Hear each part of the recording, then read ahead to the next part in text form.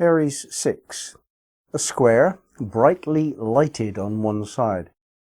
So this is traditional symbolism. The square is materiality and the light is spirituality. Very typical metaphorical images that are presented in every esoteric field.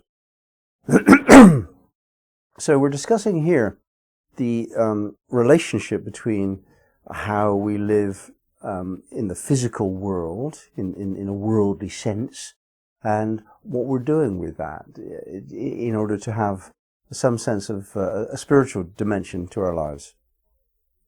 And we come to the essential understanding immediately that our experiences are actually valueless unless they're given meaning. In other words, unless we develop knowledge of those experiences and what is the importance of them. We go through these tasks, these challenges in life in order to work at bringing food home and developing our sense of self and becoming more than we were. Why? Why do we do that? What's the meaning of all of that? Is it meaningless or is it meaningful? That's perhaps the first question of all. Are our lives meaningful? What is the meaning? And of course, this is self-referential. The meaning of your life is what you choose it to be, what you give it as an important interpretation of your experiences. So the whole thing is to do with setting yourself on a path. And at the beginning of life, we're just playing around, just seeing what we like, what we can do, what we can't do, who we like, who we don't like. You know, we learn all of this at school and at university and so on. And at some point, in our 20s typically, we come to realize that we're more like this than them. We're more like that than the others. We've become a bit set in our ways. And this can have two sides. I mean, the negative side is that is simply a series of habits, practices, following on the habits and practices that we were taught in our childhood period as being the same as our family or as our tribe or whatever. But we have to do that. We have to get that sense of sameness, or we won't feel any deeply important sense of belonging and okayness and security and safety and so on, which are primary in childhood. But later, certainly in our 20s, we're starting to say but actually I like it this way better. My preferences, in fact my values, are developing in this direction differently from the values that my parents held and my peers are holding and my employers want me to hold. And you start to rail a little bit against the understanding that you're required to serve the standards of a group of people who actually you don't align with very closely. And that's the beginning of self-expression when we do that. When we set our direction in life, we set ourselves apart from what we became familiar with initially. Now this is challenging. This is not the relaxed way forward. This is a sense of taking on the world on our own terms in order to find out several things, really. First and foremost, and that's what this degree is studying, that we have a preference, that we have our own set of standards, that we have developed our own purpose, that we have our own goal. That's the first thing. And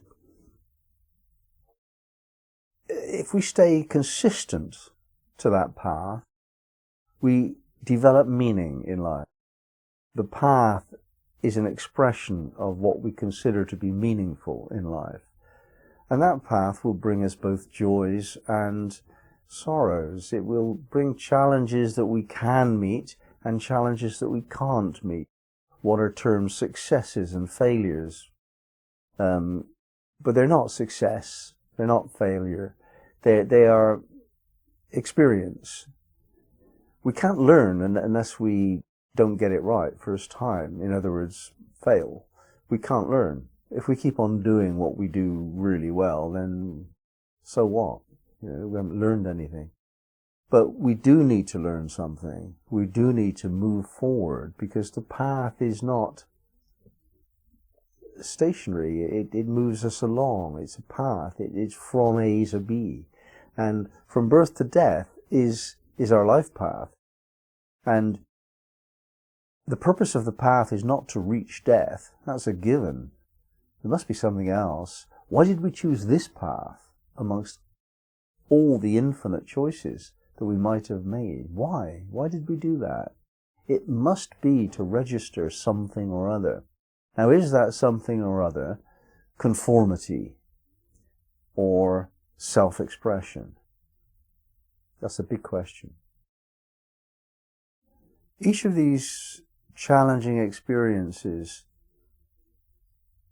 have the capacity to trigger hidden aspects of our being. If we're called to do something which is difficult, then we need to learn how to. We need to develop skills. And yet an even more important aspect of this is that when we don't get what we want and feelings arise, can we express those feelings fully, honestly, without blame, without attack? Can we just notice that we have the feelings and let somebody know very gently? Can we do that? If we can't do that, then we're locking ourselves into a prison of denial, because those feelings are an indicator of the hidden aspect of who we are. There is a worthwhile study between the two aspects of life, which we can call the spiritual and the material, or we can call it spirit and will. Will is much misunderstood. Will is made evident by our feelings. It's what motivates us. It doesn't require powerful, sharp discipline at all to express will. It requires us to be expressive of our feelings. And if we can't do that openly, honestly, spontaneously, wherever we are, in whatever situation, with whomever we're with, if we can't do that, then we've been locked up somehow by the constraining forces of society. Now, naturally, we do have to balance our will with the requirements of civilized society. That's one aspect of accommodation that's necessary for us to find our place. Without doing that, we will not find a place. And yet that balance mustn't be tipped the other way. We mustn't conform too much to what society expects of us, because society is only a part way along. Civilization is only on its journey towards a good way of living. Civilization today is barely civilization at all, but we still behave in a rather animalistic way as a species. We're not a very civilized species at all. We're very primitive still. And a part of the reason for that is that people get really frustrated because they can't express their feelings, which is their will. They can't do that because there are punishments. All sorts of social punishments exist before the law gets involved, like tutting or gossiping or ridiculing people that aren't following suit and so on. These are the forces that stop us from expressing our will. And the will is a force, it's a power, it's equal in measure and in power to spirit. When we're talking about spiritual development, we use the word spiritual as though spirit is the most important part. But it's half of the question. The other part is will. The feminine side, the responsiveness that we feel. Things are happening all the time and we have feelings about that. And those feelings are as much an aspect of our spiritual work as the spiritual side that comes from our vision of a good life, of properly lived standards. So we do have to find a way to balance these two things. And that's the mystery of this degree. We have to balance our direction with the requirements of society. But we do have to have a life purpose, a direction, a path, and those have to be expressive of our integrity of standards, authentic expression.